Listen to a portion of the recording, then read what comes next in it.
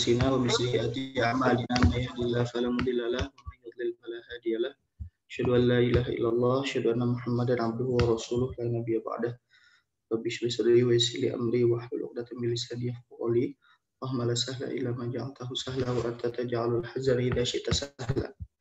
Ya, kita lanjutkan kembali pembahasan kita masih di kitab salat dari kitab Fathul Mu'in karya Syekh Zainuddin Al-Malibari rahimahullah taala wa nafa'ana bi ulumi.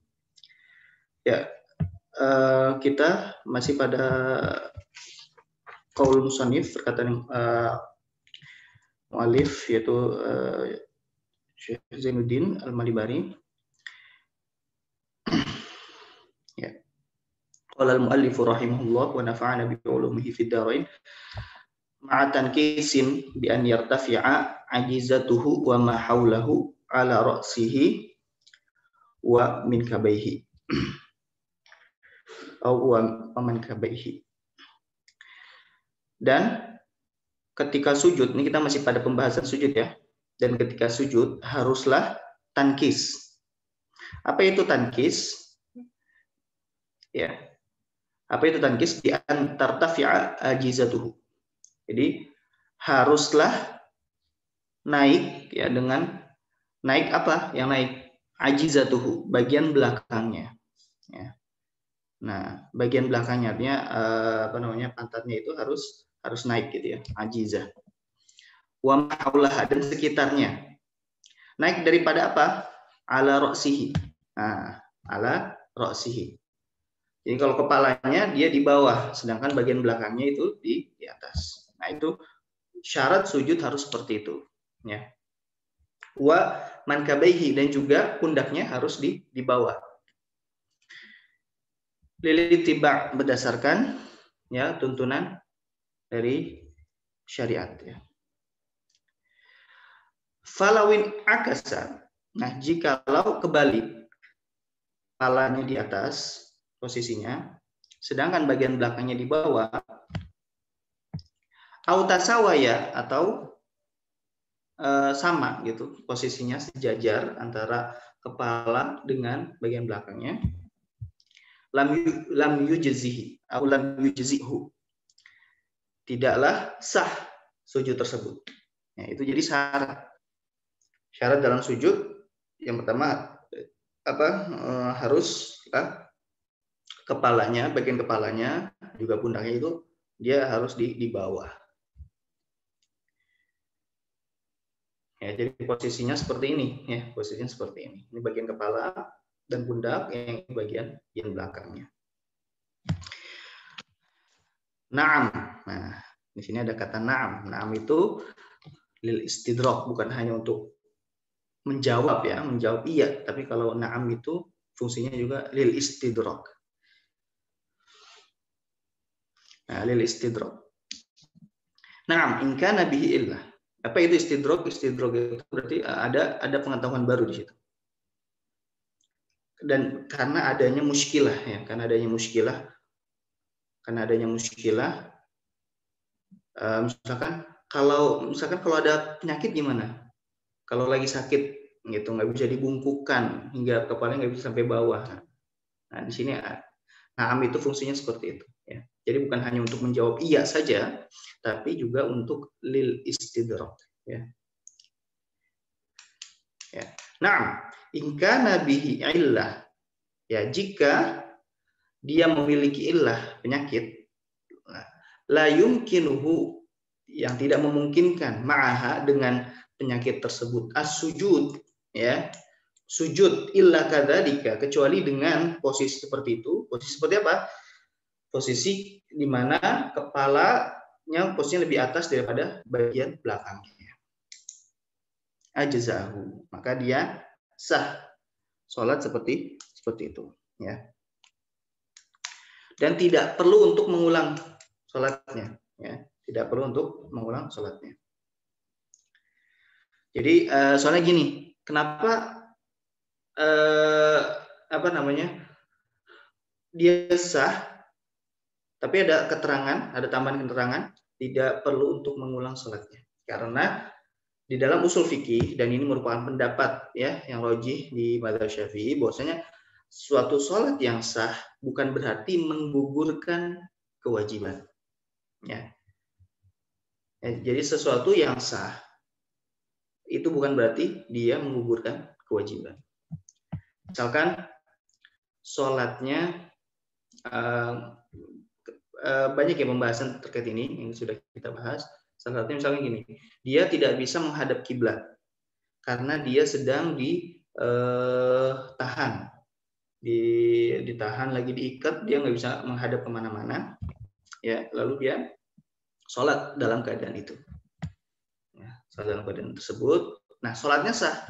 Nah, tapi dia perlu mengulang kembali karena keadaan tersebut keadaan yang jarang. Jadi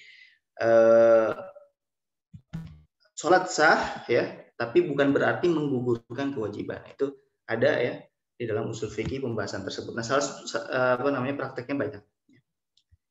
Makanya di sini perlu keterangan. Dia sah sholatnya nih. Jika ada penyakit, terus dia nggak bisa sholat kecuali posisi kepalanya lebih atas. Apakah sholat tersebut sah dan menggugurkan kewajiban? Ya, ini menggugurkan kewajiban. Ya. Nah, lalu bagaimana? Tadi syaratnya sudah ya. Nah, sekarang ada tambahan syarat lagi. Biwad'i ba'di jabahatihi bikashfin. Nah, di sini fungsinya untuk taswir, gambarkan ya, menggambarkan. Biwad'i dengan meletakkan ba'di ya, sebagian jabahatihi. Nah, ini jabah ya, jidat ya. Nah, tapi sebagian saja, yang wajib itu sebagian saja, tidak perlu semuanya, tidak perlu seluruhnya. Ya. Bikashfin, ya, bikashfin. Bikashfin apa? Dengan membuka ya, artinya nggak ada penghalang ya. Ya, tidak ada penghalang di jidatnya. Tidak ada penghalang. Ai ma'kashfin. Nah, lalu bagaimana kalau ada penghalang? Nah, fa in kana 'alaiha ha'il, kalau misalkan ada penghalang, ka'isobatin seperti perban, lam yasihha, tidaklah sah. Illa an yakuna li jirahatin, kecuali ada luka yang mana dia nggak bisa sholat kecuali dengan perban tersebut, ya. Kecuali dengan perban tersebut. Wasyaqqa alaihi izalatuhu, dan dia nggak bisa menghilangkan perban tersebut masyaqqatan syadidatan, karena ada beban ya, karena ada kesulitan yang lebih di situ. Ya. Fayasihha, maka sujudnya dia sah. Apa sujudnya dia sah? Apakah perlu untuk mengulangnya? Nah, tidak perlu. Wala i'adata. Ya. Dia tidak perlu untuk mengulang sholatnya. Taib. Wa ma'atahamulin, ya, wa ma'atahamulin, disertai juga dengan agak sedikit ditekan. Ya, tahamul yasir. Jadi agak sedikit ditekan bagian jidatnya. Nah, ulama menggambarkan, jadi kalau misalkan kita menempelkan kapas ya di bawah jidat kita, itu, nah, kapas itu akan berbekas. Nah, kapas itu akan berbekas. Nah, seperti itulah kadarnya. Ya. Tapi juga jangan terlalu ditekan karena bisa menyakiti diri kita. Jadi kadarnya coba kita tempelkan kapas ya. Habis itu kita sujud di atas kapas tersebut. Nah, kalau misalkan kapas itu ada bekasnya, berarti itu batas minimalnya seperti itu ya. Nah, jadi kalau misalkan dia sujud hanya menempelkan saja ya, nempel ya, tapi nggak ada tekanan, nggak cuma nempel kan, kayak misalkan kita sujud tapi kepalanya agak ditahan tuh, agak ditahan. Kan biasanya kalau agak ditahan gitu sehingga jidat kita tidak menekan bagian tanah gitu ya. Nah, yang sujud seperti itu tidaklah sah ya. Ya harus ada tekanan, ma'atahamul bijabahati. faqat. Ala musallah. Di atas tempat sujud dia. Ya. Nah, sini seperti digambarkan bagaimana tahammul itu bi an yanal thiqalu ra'sihi. Nah, berat kepalanya itu bi an yanal thiqala ra'sihi. Jadi berat kepalanya itu menyentuh ke tempat sujudnya. Khilafan lil imam. Nah, ini berbeda dengan pandangannya Imam Haramain yang mengatakan bahwasanya tahammul itu tidak wajib ya. Jadi ada khilaf ya. Yang rajih dalam mazhab Syafi'i tahammul itu wajib ya. Sedangkan Imam Haramain beliau mengatakan tidak wajib.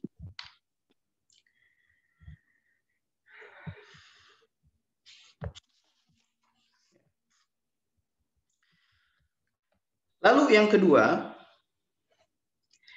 wad'u wad'i ya.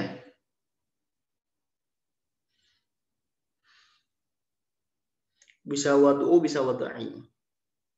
Kenapa? Karena kalau wad'i, kalau dia kasroh, dia kembalinya ke bi wad'i ya. Karena sebelumnya ada huruf jar. Kalau ma'tuf dengan huruf jar dia majrur. Kalau dia marfu karena kalau ada kalau ada jeda gitu ya. Nah, itu boleh ma'tuf dengan huruf jar karena ada jeda, maka boleh tidak mengikuti ma'tufnya gitu. Seperti di surat At-Taubah ya. Taib, lakulihal. Jadi boleh wad'i, boleh wad'u ya. Wad'u ba'di rukbatayhi. Dan meletakkan sebagian lututnya. Ya. Dan meletakkan sebagian lutut. Jadi sebagian ya, tidak perlu seluruhnya. Ini yang wajibnya. Jadi yang wajibnya adalah wad'u ba'di rukbatayhi. Nah, lalu apakah perlu untuk dibuka? Nah, enggak. Jadi yang dibuka itu kan anggota sujud itu ada 7 ya. Jidat, dua telapak tangan, ya, dua lutut sama jari jemari kaki. Ya. Nah, yang perlu dibuka adalah jidat saja. Dan telapak tangan. Jadi kalau kita pakai sarung tangan, terus lutut kita, terus jari jemari kaki kita, kalau kita pakai kaos kaki, maka itu tidak perlu. Jadi yang perlu dibuka hanyalah bagian jidat saja. Meletakkan sebagian lutut, ya, dua lututnya. Wa ba'di batni kaffaihi, dan juga sebagian telapak tangannya. Ya. Nah, tapi telapak tangan ini maksud adalah yang ini ya. Nah. Minar rohati, rohah, ini namanya rohah ya, disebut dengan rohah. Wa butunil asabi. Nah, ini butun asabi. Ya.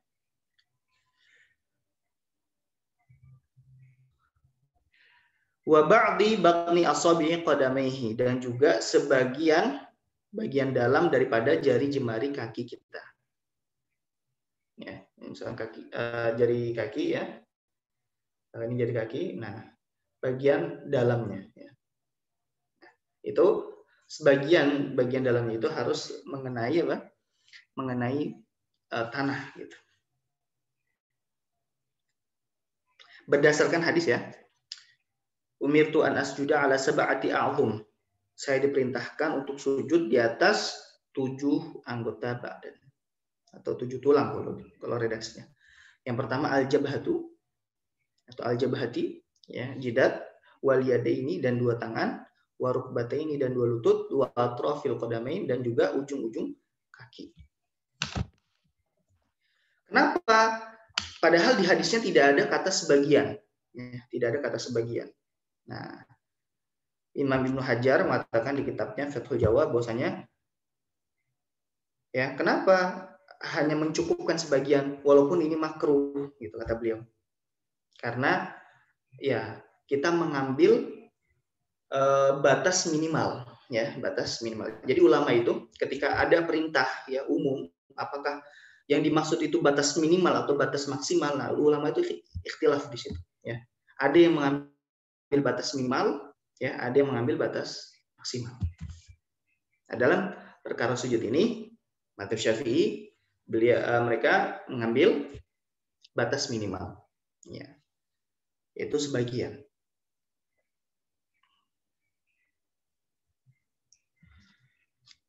Baik. Nah, jadi yang bagus ya memang meletakkan seluruhnya. Kayak misalkan telapak tangan seluruhnya kita taruh di tanah. Lutut juga seperti itu. Ujung-ujung jemari kaki juga seperti itu.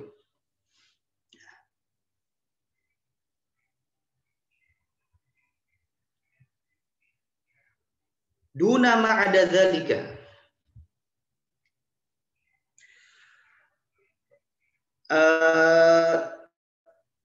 Yang selain itu tidak masuk dalam anggota sujud. Seperti apa? Kal harfi. Ya. Kal harf. Harf itu kan artinya apa ya? Condong gitu ya, condong. Inhiraf itu artinya kan nyeleweng gitu ya. Tidak berada pada sesuatu yang lurus gitu. Nah, maksudnya harful asabi itu ini ya. Sela-sela jari ya. Sela-sela jari. Karena dia kan enggak lurus ya, yang seperti ini. Nah, ini namanya harful asabi atau sela-sela jari. Nah, ini enggak wajib ya. Ini enggak wajib. Wa atrafil asabi dan ujung jemari. Nah, ini nih, ujung. Nah, ini disebut dengan ujung. Ya. Wa dhahriha dan pundaknya, pundak telapak tangan. Nah, ini enggak wajib juga. Walau quti'at asabi'u qadamaihi. Jika sekarang kalau permasalahannya jari jemarinya itu putus. Nah, bagaimana? Ya. Walau quti'at, dan jika ya jemari kakinya itu terputus, asabi'u qadamaihi wa qadira, dan dia mampu ala wad'i syai'in min batanihima, dan ya dia mampu untuk meletakkan sebagian daripada bagian dalam telapak kakinya, ya bagian telapak kakinya, lam yajib, ya maka meletakkan sebagian kakinya itu tidak wajib.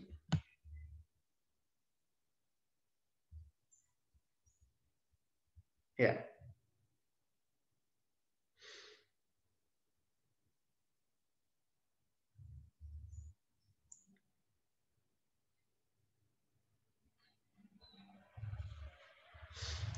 Jadi apa namanya? Kalau misalkan tadi jari jemari kakinya putus ya.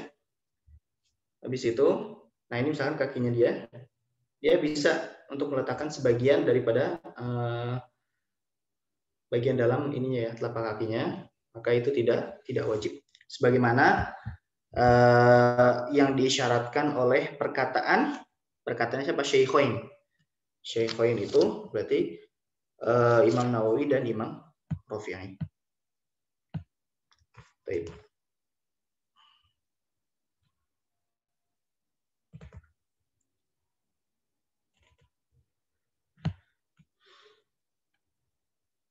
Nah, kenapa nggak wajib? Ya, kenapa nggak wajib? Karena ya kewajibannya itu apa?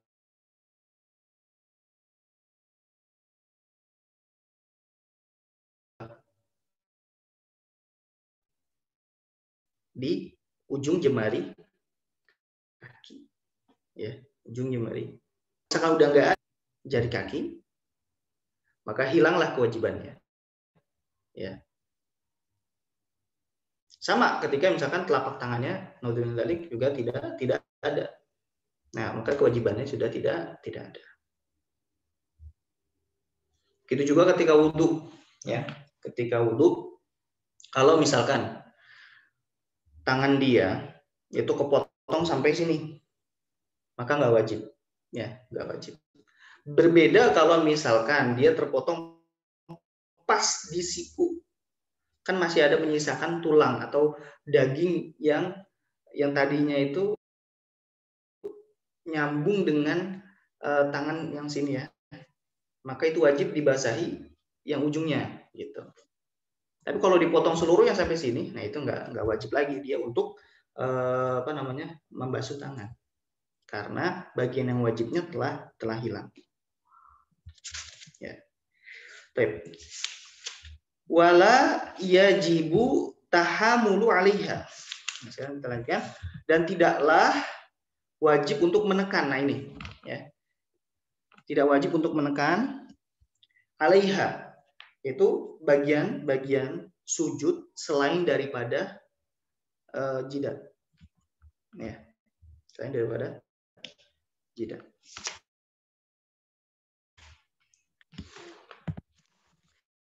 Kakashfi ghairi rukbatin. Kakashfi ghairi rukbatin. Begitu juga dengan membuka, ya, membuka bagian-bagian selain daripada lutut. Jadi kan tadi di awal saya bilang, ya, tidak wajib untuk membuka kecuali apa? Jidat. Ya. Nah sekarang selain jidat itu apakah disunahkan untuk dibuka? Ya, disunahkan untuk dibuka selain apa? Selain lutut. Jadi misalkan kedua telapak tangan, disunahkan nggak untuk dibuka?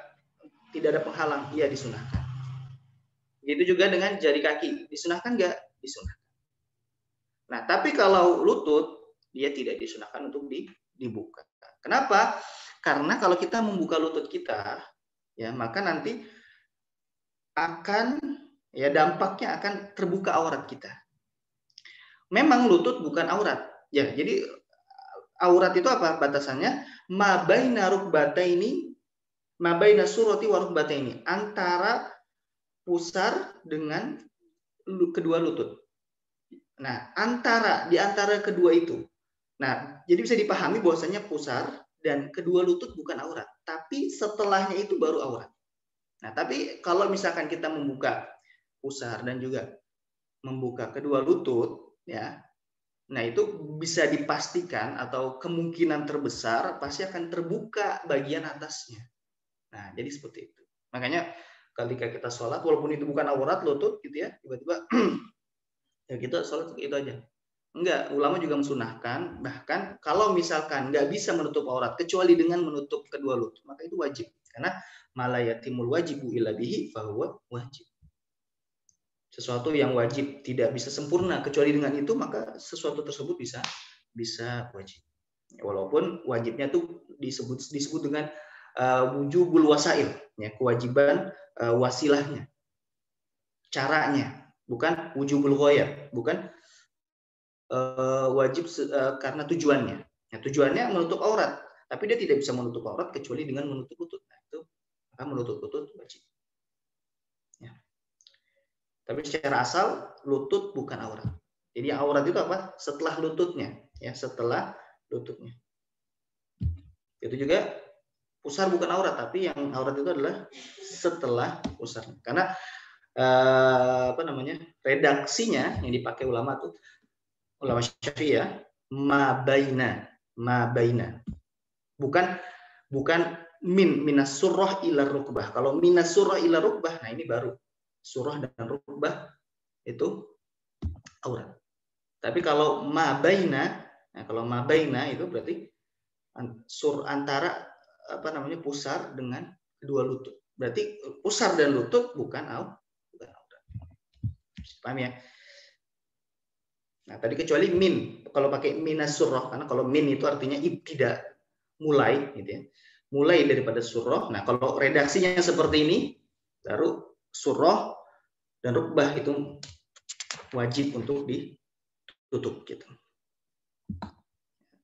Ulama tadi ngasih apa namanya, bukan hanya ngasih batasan saja, tapi juga ngasih antisipasi. Apa namanya, kalau tidak ditutup bagian pusar dan juga tidak ditutup bagian lutut, maka aurat tidak akan tertutup secara sempurna.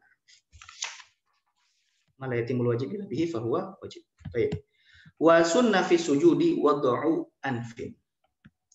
Dan disunnahkan ketika sujud apa? Wad'u anfin, meletakkan hidung, ya. Meletakkan hidung. Bal yata'akkad. Bahkan sunnah meletakkan hidung itu adalah sunnah muakkadah. Li khobarin sahih, karena ada dalil yang sahih, ya. Karena ada dalil yang sahih.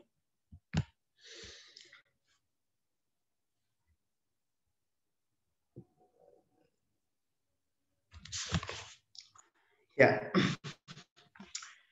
memang ada apa hadisnya itu ada yang menyebutkan cuma jidat saja, ada yang menyebutkan dengan hidung, ya. Nah, ulama madzhab Syafi'i berta'amul menyikapi dua hadis yang seakan-akan kontradiksi ini, ya, dengan mengatakan batas minimal adalah meletakkan jidat karena ada di dua redaksi tersebut. Sedangkan hidung yang tidak ada di redaksi, yang hanya ada di satu redaksi dan tidak ada di redaksi yang lain, maka itu hukumnya sunnah. Nah, begitu ya. Jadi muamalahnya beda-beda. Ada juga sebagian ulama yang menyikapi dua hadis yang secara lahiriahnya kontradiksi itu, ya, dengan mengatakan ini wajib, ya, yang ini juga wajib, ya. Bukan berarti tidak disebutkan pada satu redaksi tapi disebutkan pada redaksi yang lain itu secara hukum kontradiksi, enggak, ya. Bisa jadi redaksi yang lain itu adalah ziyadah, ya, ziyadatu ilmin, ada penambahan pengetahuan. Nah, kalau ada ziyadatu ilmin itu muqaddam. Di khobar yang ada ziyadatu ilminnya, ada tambahan ilmunya, itu lebih didahulukan daripada yang tidak ada, yang tidak disebutkan. Al-muthbit muqaddamun 'alan nafi, gitu ya. Hadis yang menetapkan itu didahulukan daripada hadis yang menafikan. Nah, jadi ulama berbeda-beda, gitu ya, di dalam menyikapi hadis-hadis yang secara lahiriahnya kontradiksi. Kenapa saya menyebutkan secara lahiriahnya? Karena syariat itu tidaklah kontradiksi, ya. Laukana fi laukana min indi ghairillah lawajadu fihi ikhtilafan katsiran. Jikalau syariat ini, Al-Qur'an ini bersumber daripada selain Allah, maka kalian akan mendapati kontradiksi di mana-mana. Nah, kalian akan mendapati perbedaan di mana-mana. Nah, tapi makanya berdasarkan ini syariat itu tidaklah kontradiksi. Ya. Nah, tapi yang kontradiksi itu hanya ada di akalnya. Itu hanyalah karena pemahaman kita terhadap syariat, bukan syariat itu sendiri. Nah, gitu ya.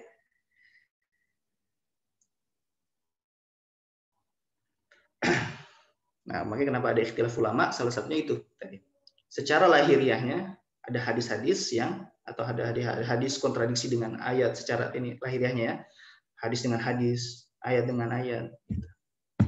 Nah, tapi yang kontradiksi itu adalah pemahaman kitanya, bukan syariatnya. Nah, ulama itu, ya, sebagai sebisa mungkin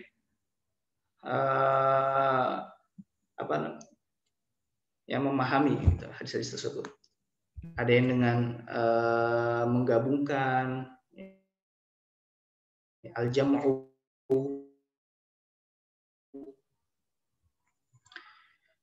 ada yang dengan tarjih, merojih, dan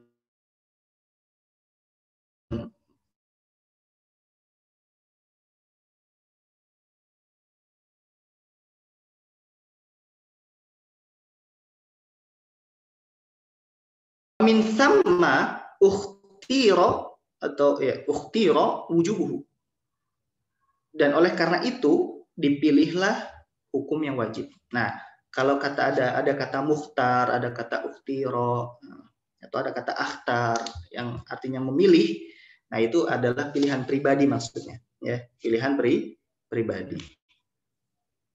Nah, ini mungkin pilihan pribadinya Imam Nawawi atau siapa. Jadi misalkan Imam Nawawi menyebutkan pilihan pribadinya di dalam kitab Al-Majmu', nah bisa jadi itu bukan pendapat yang rajih di dalam mazhab, ya. Karena mazhab itu apa? Riwayat.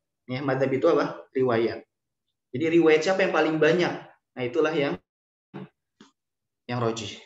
Misalkan ulama mazhab Syafi'i dari setiap masa menukil inilah pendapat yang dipegang oleh kebanyakan ulama mazhab. Nah, ini yang dipegang. Nah, terus Imam Nawawi, ya, beliau tahu yang mutamat ini, gitu kan. Tapi beliau juga punya pandangan pribadi. Maka bisa kita lihat di kitab Al-Majmu', beliau punya beberapa pandangan pribadi yang menyelisihi yang rajih dalam mazhab Syafi'i. Nah, tapi jangan disandarkan pendapat pribadi Imam Nawawi itu ke mazhab Syafi'i. Ini loh, ini Imam Nawawi memilih ini, berarti ini yang rajih di dalam mazhab Syafi'i. Enggak, karena yang namanya mazhab itu adalah riwayat, ya, riwayat. Kita harus ini juga, ya, amanah dalam menukil. Ini yang rajih. Nah, adapun misalkan pandangan pribadi Imam Nawawi ini berdasarkan dalil seperti itu. Ya. Jadi harus dibedakan mana yang rajih dalam mazhab dan mana yang itu adalah pandangan pribadi ulama mazhab.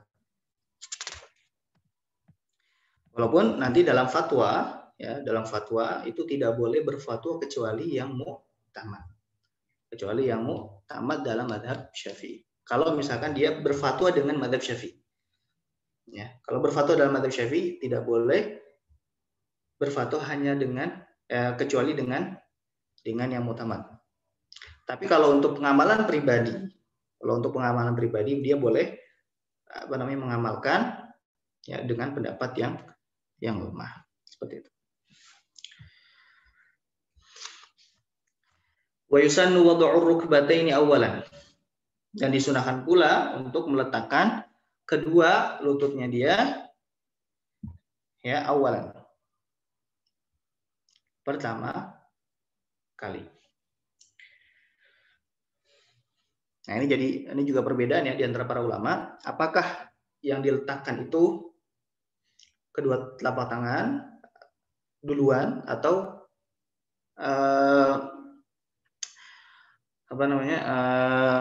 lutut duluan? Ya, jadi khilaf. Kalau di mazhab Syafi'i, walaupun kalau misalkan tangan duluan itu bukan berarti nggak sah, ya, sah. Tapi yang disunahkan adalah meletakkan lututnya duluan. Ya, meletakkan lututnya duluan sebelum dia meletakkan kedua telapak tangan dan jidatnya. Nah, ini karena ada dua hadis tadi yang secara lahiriahnya itu kontradiksi. Nah, tapi ada yang merojihkan, ya, dia cuma melihat satu hadis dan hadis yang lain tidak diamalkan. Banyak faktornya, ya. Kalau kita belajar fikih muqarran itu banyak faktornya. Misalkan karena hadisnya dhaif menurut ulama tersebut, ya, atau dia menyelisihi amal ahli Madinah sebagaimana di mazhab Maliki, ya, atau dia menyelisihi dalil-dalil yang ulama tersebut menganggap itu lebih kuat, gitu. Ya, hal itulah bagaimana. Tapi kalau di mazhab Syafi'i itu kita bisa lihat al-jam'u itu lebih dikedepankan. Al-jam'u mengcompare, ya, menggabungkan. Kalau misalnya kita bisa gabungkan, nah itu lebih baik. Al-jam'u khairun minat tarjih. Ya, menggabungkan itu lebih baik daripada menguatkan salah satunya.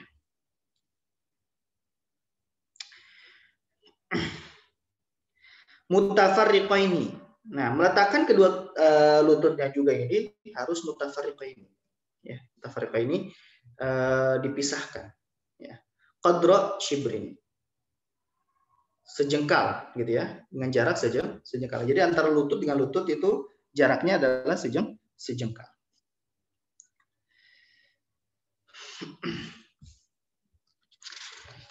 Thumma kaffaihi. Lalu setelah dia meletakkan kedua lututnya, apa? Dia meletakkan apa? Kedua telapak tangannya hadwa mankibaihi. Ya, sejajar dengan pundaknya. Rafi'an dhira'aihi, dengan mengangkat dhira' ini ya.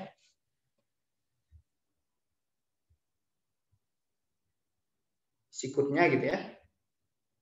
Dari tanah. Jadi nggak kayak gini. Kalau kayak gini kan perempuan ya. Tapi harus diangkat. Bagian ininya nih, ya, bagian ininya harus diangkat. Wa nashiran asabi'ahu madmunatan lil qiblah. Dan dibuka ya, nashiran. Nashiran dibuka kedua telapak jari jemarinya, ya, jangan diginiin ya. Dibuka jari jemarinya madmumatan lil qiblah, dan tapi digabungkan seperti ini. Nah, jari jemarinya ini menghadap ke kiblat semua. Tsumma jabhatahu wa anfahu ma'an. Lalu dia meletakkan jidatnya dan hidungnya secara bersamaan. Nah, terus di sini penting. Wa tafriqu qadamaihi. Dan memberi jarak ya, memisahkan dua telapak kakinya. Nah, jadi yang mu'tamad di dalam mazhab Syafi'i adalah memisahkan kedua telapak kaki. Bukan digabung, gitu ya. Bukan digabung. Tapi dipisahkan. Qadra shibrin. Jaraknya seberapa? Itu jaraknya sejengkal, ya. Wa nasbuhuma, dan juga harus didirikan tegak gitu ya telapak kakinya, muwajjihan asabi'ahu, dan dihadapkan jari jemari kakinya lil kiblah, ke kiblat. Ya. Ya harus jadi pertama ada jarak antara kedua telapak kaki.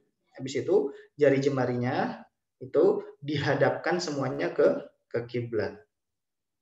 Kenapa ke kiblat? Karena itu adalah asyraful jihah. Ya, arah mata angin atau arah yang paling mulia. Asyraful jihah.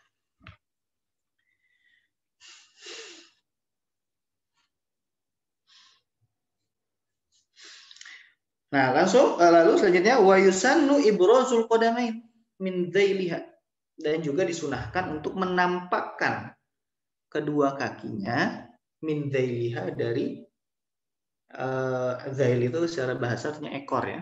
Artinya bagian belakangnya gitu. Nah, tapi di sini jadi muskilah kalau misalkan ini kita terapkan di perempuan. Makanya Imam Al-Bujairimi ya, beliau mengatakan ini jelas yang dimaksud ini bukan perempuan. Ya. Yang maksud adalah laki-laki. Kalau laki-laki, nah ini dia wajib menampakkan kakinya dari bagian belakang. Adapun perempuan kalau ditampakkan maka ini ya menjadi batal salatnya. Ya, jadi batal.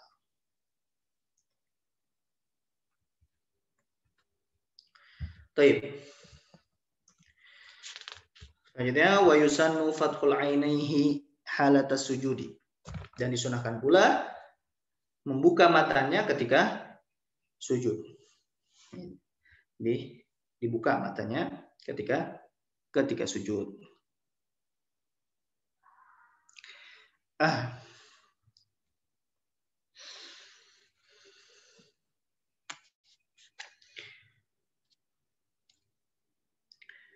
Kama qalahu Ibnu Abdissalam, sebagaimana yang dikatakan oleh Al-Imam Ibnu Abdis Salam. Wa qarrahu Az-Zarkashi, dan ya disetujui oleh Imam Az-Zarkashi. Wa yukrahu mukhalafatut tartib al-madhkur. Nah, dan dimakruhkan tidak sesuai urutan yang telah tadi disebutkan. Misalkan tangan dulu baru lutut, atau jidat dulu baru tangan baru lutut. Kalau bisa ya itu. Yang ada pusing nanti ya. Karena kejedot pasti itu. Nah, boleh tidak sesuai dengan urutan boleh ya, tapi dia makruh. Dan juga makruh wa adamu wada'il anfi. Makruh jika dia tidak meletakkan apa? Hidungnya. Makruh. Ya karena khilafnya qawi ya. Khilafnya apa? Qawi. Ada yang mewajibkan. Maka tadi bahkan ada apa namanya dipilih pendapat yang wajib. Ada pendapat pribadi ya yang memilih apa? Pendapat tersebut apa? Wajib gitu ya. Nah, kalau khilafnya qawi itu biasanya yang menyelisih itu apa? Makruh. Karena gini, kalau di usul fikih itu ya, larangan itu kan dibagi 3 sebenarnya, bukan cuma 2 ya. Larangan itu dibagi 3. Kalau larangannya itu tegas, ya ada redaksinya tuh, misalkan la taf'al, janganlah melakukan. Ya. Nah itu dia dilihat lagi, ya. Apakah larangan tersebut, ya, larangan tersebut dia secara tegas pengharamannya atau tidak, ya. Jadi yang pertama itu redaksinya redaksi larangan secara sharih ya. Secara jelas redaksinya adalah redaksi larangan. Nah, lalu dibagi 2. Apakah redaksi larangan tersebut secara tegas melarang? Kalau secara tegas melarang, ya nahyun jazim, itu berarti haram maknanya. Lalu yang kedua, kalau tidak secara tegas larangannya, maka itu hukumnya makruh. Ya, hukumnya makruh. Nah, lalu yang ketiga, dia diambil tidak dari larangan. Jadi tidak ada larangan, tapi hukumnya diambil dari mafhum mukhalafah daripada perintah sunnah. Nah, ini yang ketiga ini disebut dengan khilaful aula. Ya, menyelisihi yang afdal. Misalkan kita diperintahkan untuk sholat duha.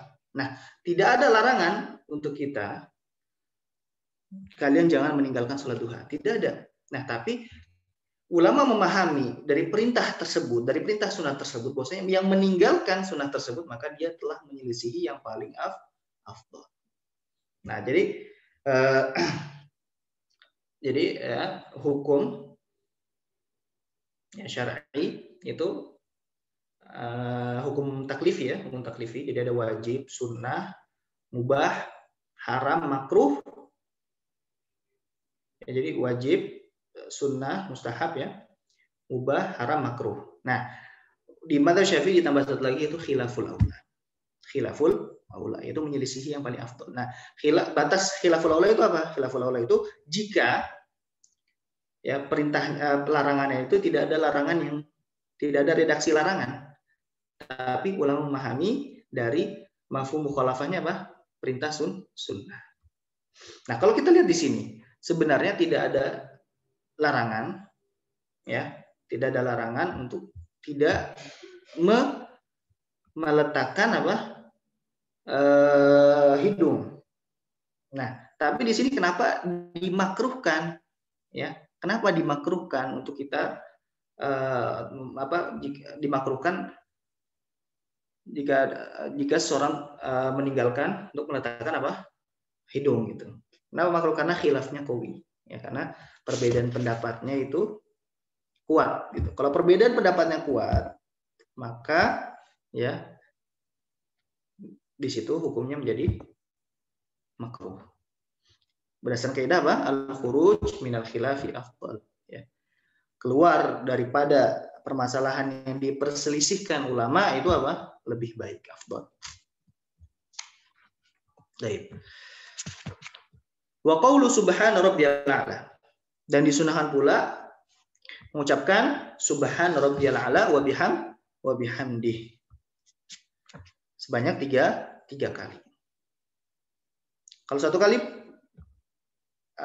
dapat pahala sunnah enggak? Iya, dapat. Tapi dia dapat pahala sunnah ya, batas afdol ya. Kapan? Ketika dia mengucapkan sebanyak tiga kali. Dia ada batas minimal sunnah, ada batas minimal afdol ya. Fi sujud lil ittiba.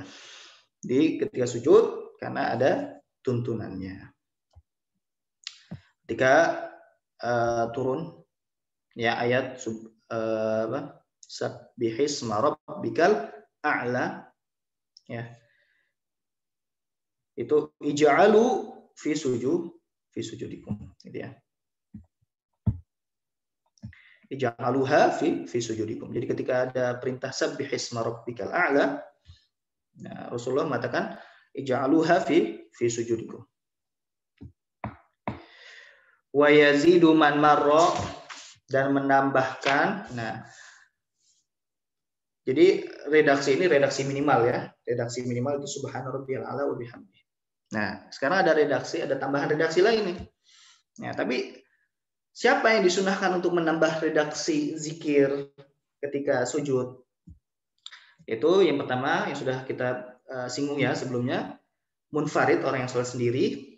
Yang kedua adalah imam mahsurin, ya, imam ketika jamaahnya itu terbatas, ya, jamaahnya terbatas dan seizin jamaah tersebut.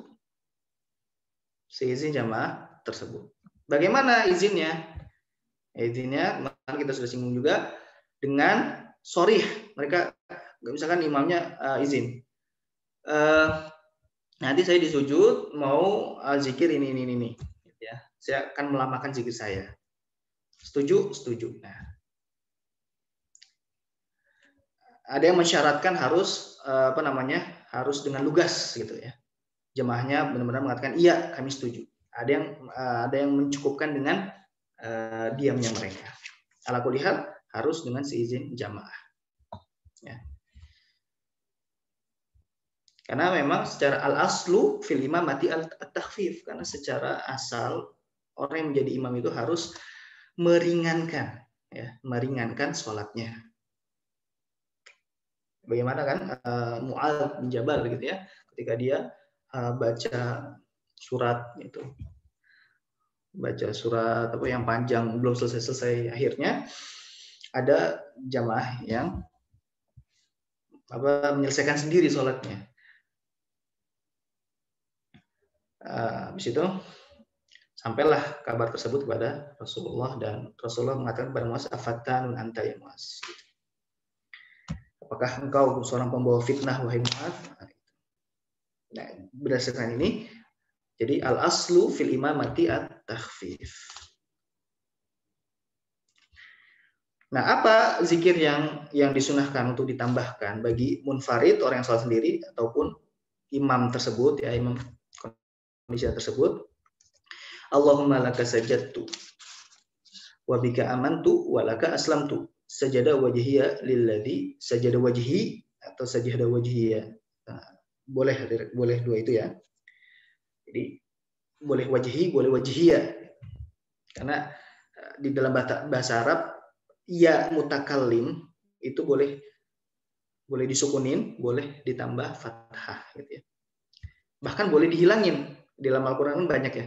Ya mutakallim, ya kepemilikan ana itu dihilangin banyak di dalam Al-Qur'an. Sajada wajhi lilladzi khalaqahu wa sawwarahu wa syaqqa sam'ahu wa basarahu bihaulihi wa quwwatihi tabarakallahu ahsanul khaliqin. Seperti ini ya. Doa ketika atau zikir ketika sujud tilawah. Enggak apa-apa karena ada redaksi tersebut ketika sujud tilawah, maka ini juga disunahkan ketika sujud biasa. Tapi tadi ya, untuk munfarid, orang sendiri, dan imam mahsurin, imam yang jamaahnya terbatas dan dengan seizin mereka. Jadi kalau misalkan imamnya jamaahnya tidak terbatas, kayak misalkan di jalan raya ada masjid, ya orang pulang kerja ke situ, ya bukan ahli situ, bukan penduduk situ, ya sholat di situ, numpang sholat di situ.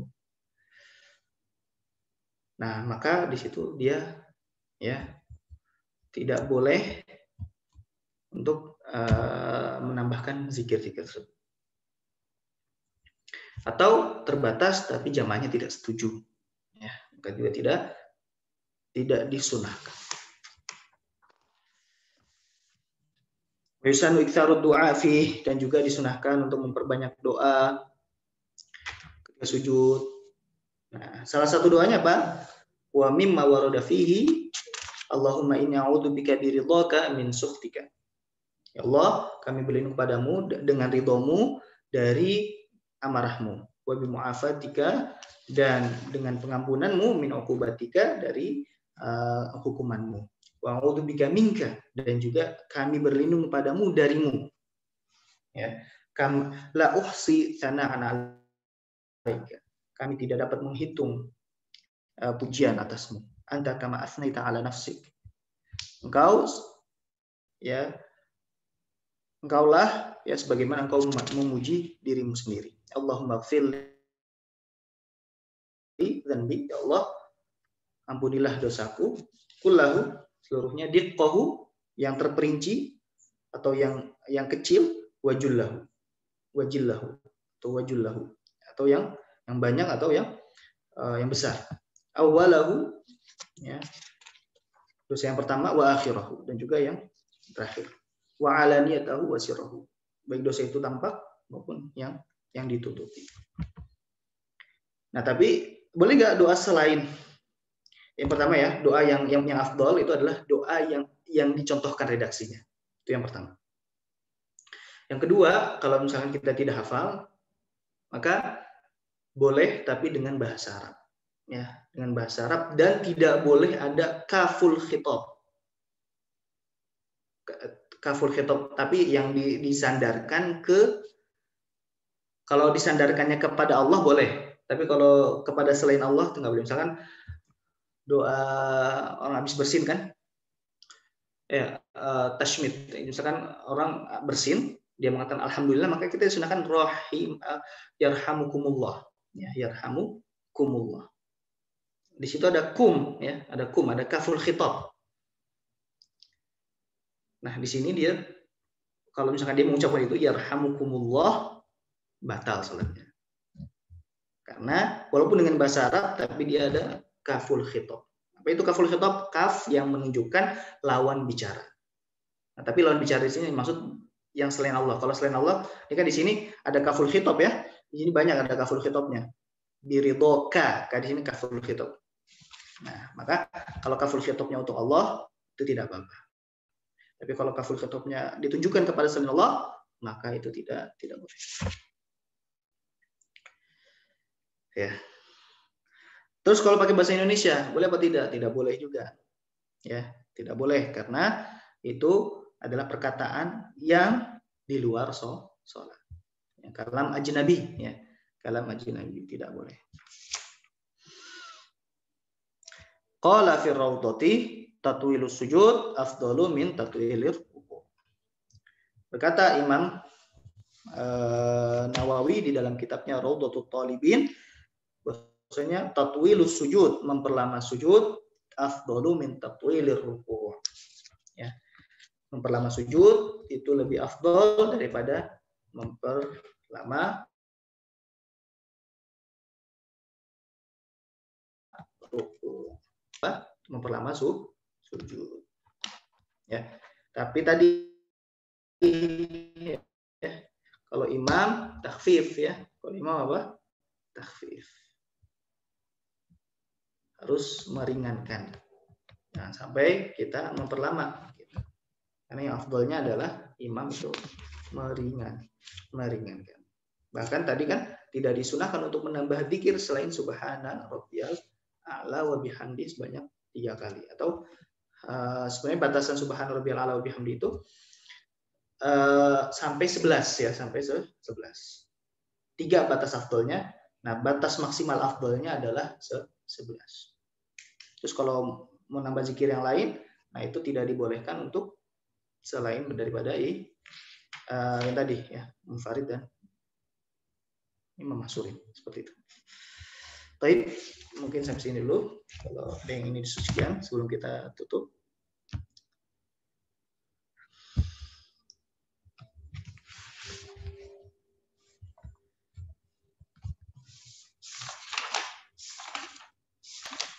Coba cukup ya. Silakan tuh Cahaya Malik Rizky Fadilah. Kayaknya pengen nanya. Assalamualaikum warahmatullahi wabarakatuh. Waalaikumsalam. Assalamualaikum Ustaz. Ana mau bertanya, kalau untuk orang yang misalkan kakinya itu terpotong di atas mata kaki atau tangannya terpotong di atas siku, lalu dia pakai kaki palsu atau tangan palsu, itu apakah kaki palsu dan tangan palsunya itu masih perlu dibasuh atau tidak? Enggak ya, karena itu bukan tubuhnya dia, gitu. Karena bukan tubuhnya dia, kecuali memang itu tubuhnya dia. Ya, jadi tidak wajib. Jazakallah khair, Ustaz. Baik.